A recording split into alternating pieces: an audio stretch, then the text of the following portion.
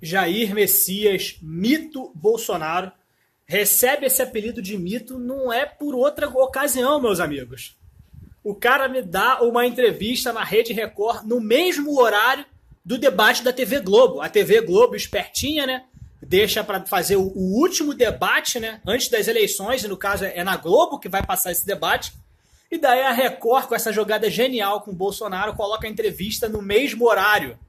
Eu, sinceramente, estou louco para ver como foi a audiência durante esses poucos minutos de entrevista do Bolsonaro em relação ao debate que ainda está rolando aí na Globo. Eu estou gravando esse vídeo aqui agora e o debate da Globo ainda está rolando. Meus amigos, a entrevista não poderia ter sido melhor.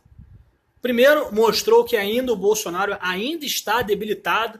Ele já recebeu alta, ele já está falando normalmente, já está andando normalmente, mas ele ainda está com aquela bolsa de colostomia para poder poupar o intestino.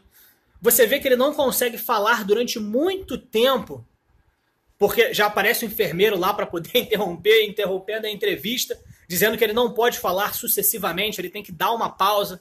Ele já estava mostrando sinais de cansaço no final da entrevista.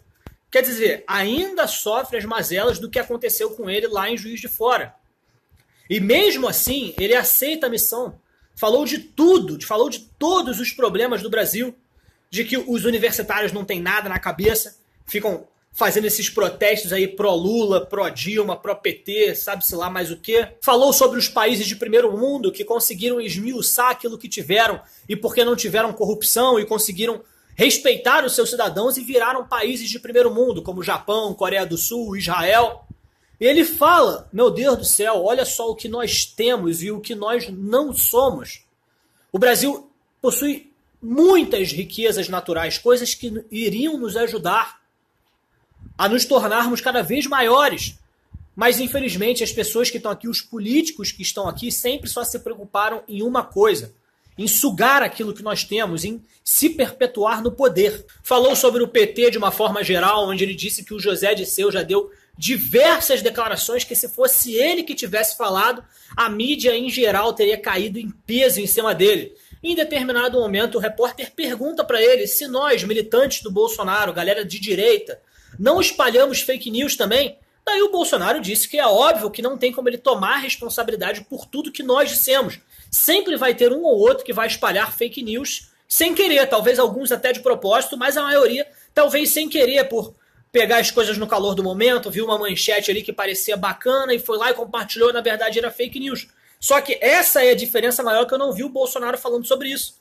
As fake news espalhadas pela galera da direita, elas são completamente irregulares, digamos assim. É um cara ali, depois vai ter um outro cara lá, um cara no sul do Brasil, outro cara no Nordeste. As mídias espalhadas pelos esquerdistas são feitas pela grande mídia.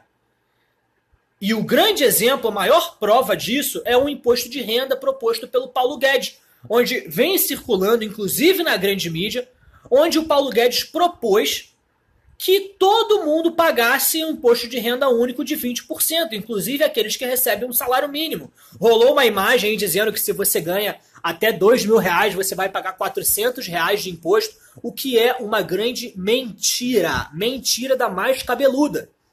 O Bolsonaro falou com todas as letras lá na hora de que quem ganha até 5 salários mínimos não vai pagar imposto de renda, estará completamente isento. E os demais pagarão um imposto único de 20%, que é até menor, porque tem gente que já chega a 27,5%. Eu não quero entrar aqui em termos técnicos de economia, até porque eu e você que está me assistindo provavelmente não entende só o básico, assim como eu.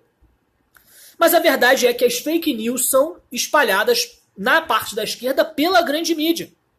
Não tem nem comparação, eles tomam lado, se dizem imparciais, mas são completamente parciais. E o Bolsonaro falou tudo ali na entrevista. Falou sobre ideologia de gênero, falou sobre corrupção, PT, países de primeiro mundo, o que o Brasil pode ser. Disse que não está procurando um plano de poder para se perpetuar aqui no Brasil. Não vai, sei lá, indicar um sucessor e depois ficar lá, que nem uma marionete controlando ele, que nem o Lula fez com a Dilma e está querendo fazer com a Haddad agora. Meus amigos, isso aí foi para fechar a conta. É Bolsonaro no primeiro turno e ainda tem mais. Ele desmereceu completamente as pesquisas feitas pelo Ibope, Datafolha, que aparecem por aí, onde ele explanou o nosso pensamento, onde ele disse que a maioria dos brasileiros não acreditam nessas urnas. Inclusive, saiu uma pesquisa agora colocando o Bolsonaro com 35%, que é uma das coisas que a Joyce Hasselman já vem alertando há bastante tempo, Terça Livre também, muita gente falando sobre isso, dizendo que eles não querem perder completamente a credibilidade deles. Eles tentam criar uma narrativa, colocando o Bolsonaro e o Haddad ali sempre pertinho para ver se influencia o povo. Quando eles veem que não está influenciando, eles começam aos poucos a acertar a pesquisa. O Bolsonaro começou ali com 28%, agora ele já está com 35%.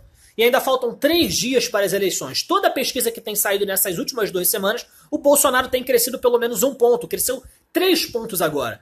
Quantos pontos ele vai ter na pesquisa do Ibope e do Datafolha até o dia das eleições? Eu, particularmente, chuto que ele vai ter ele tem pelo menos 50% dos votos válidos no Brasil. Eu acho que o Ibope e Datafolha vão colocar ele com 40% até o dia das eleições. Porque, em referências futuras, vamos supor que o Bolsonaro ganhe com 45% dos votos. Aí vai chegar na próxima eleição e vou mostrar, olha só, eu falei aqui que o Bolsonaro tinha 40%, com a margem de erro fica de 38% a 42%. Ele teve 45% dos votos, então não erramos por tanto.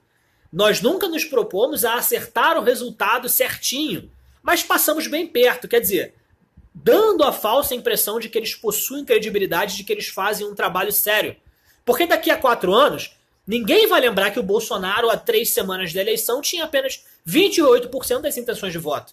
Vão lembrar que ele tinha 40%, 45%, 50%. Porque o brasileiro tem a memória curta, essa é a verdade. Então, meus amigos, isso aí foi para fechar a conta. Bolsonaro, primeiro turno. Jogada genial do Jair Messias, mito Bolsonaro e da Rede Record, que inclusive saiu uma matéria tendenciosa aí, que depois que anunciaram essa entrevista do Bolsonaro, saiu uma matéria na Folha dizendo que entrevista de Bolsonaro na Record é a clara aproximação de Bolsonaro com a Universal. Quer dizer, eles arrumam qualquer coisa para criar uma narrativa de que o Bolsonaro, na verdade, é um pilantra. Eles inventam qualquer besteira e depois a gente vê a Veja. Bolsonaro e seu partido estão tentando impedir a circulação da nossa revista. Mas claro, vocês só falam besteira. Vocês têm que em algum momento assumir responsabilidade pelas besteiras que vocês falam. Existe liberdade de expressão? Existe liberdade de expressão. Mas se eu caluniar ou difamar alguém, eu vou ter que responder por isso. Eu não posso simplesmente chegar aqui e falar, eu odeio o Jean Willis, eu acho que o Jean Willis é isso, isso, isso, isso. Eu jamais poderei falar aquilo que eu penso sobre o Jean Willis, porque senão ele vai meter um processo. Ele é mestre em meter processo nas pessoas. Se eu falar o que eu penso dele aqui, ele vai meter um processo na mesma hora. Eu tenho liberdade de expressão para falar o que eu quiser, mas as coisas que eu falo possuem consequências.